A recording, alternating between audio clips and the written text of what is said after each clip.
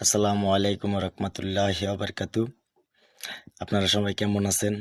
আশা করি ভালো আছেন। আপনাদের দোয়া আশীর্বাদে আমিও ভালো আছি, সন্তুষ্ট আল্লাহর কাছে। সুস্থ রাখছেন আমার রব আমাকে, এর চেয়ে বড় নিয়ামত আর হয় না কখনো। যে একটা গল্প করতে আসলাম। গল্প হচ্ছে, আজ থেকে আরো গত রমজানে, এই যে রমজান গেছে, গত রমজানে ভাই আমি জেলখানাতে ছিলাম। যেটা সত্য এটাই বলি, মিথ্যা একটা মিথ্যা বলতে গেলে 10টা মিথ্যা বলা লাগবে। একটা মিথ্যা, একটা সত্যকে ঢাকার জন্য 10টা মিথ্যা কথা বলা লাগবে। তাই আমি 10টা মিথ্যা কথা না বলে সরল সোজা সরল স্বীকারোক্তি দিচ্ছি, শুনবেন আপনারা। আমারটা কি রাইট কিংবা আনরাইট?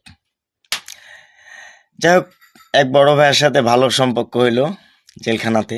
নাম না বলি, নাম বললে অনেক লোক চিনবে। ভাইয়ের সাথে ভাই জেলখানাতে যে ব্যবহার দেখাইছে, ব্যবহার দেখিয়া মুগ্ধ আমি। কথা বুঝিয়েন। তে বড় ভাই জেলখানা থেকে বাইরেছি। বড় ভাইয়ের আগে একদিন আগে আমি বাইরেছি। বড় ভাই মানে সরি, বড় ভাইয়ের কয়েকদিন আগে আমি বাইরেছি। বড় ভাই 5-7 দিন পর মনে হয় বাইরেছে। এরপর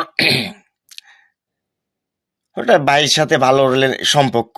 বড় ভাই জেলখানাতে দিয়ে আবার সরাসরি ভালো একটা সম্পর্ক হয়েছে। এই যে এক ধরনের কথা বলতাম আমি, যে জেলখানার গল্প আর পৌরসভার ডেন এক সমান। এরপরও ওই বড় ভাই একদিন হুট করে বললো, ছোট তোর কাছে কি টাকা আছে নাকি? আমি বললাম, কেন ভাইয়া? কয়, ছোট আমার এই মুহূর্তে 10,000 টাকা দরকার, তোর কাছে থাকলে দে। আমি সরল মাইন্ডে আমার ভাইকে আমি 10,000 টাকা দিছি। 1 বছর পর আজকে আমার ভাই আমাকে অল্প কিছু টাকা দিছে। যাই হোক, বাদ বাকিটাও দিতে চাইছে। দেখি এখন আল্লাহ ভরসা।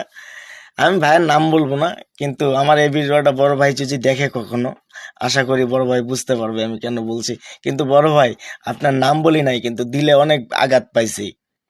সেই দিন আমার এমন অভাব ছিল বড় ভাই, আমার মেয়েকে এক সেট কাপড় কিনে দিতে পারতাম না, এরকম পজিশন হয়ে গেছিল।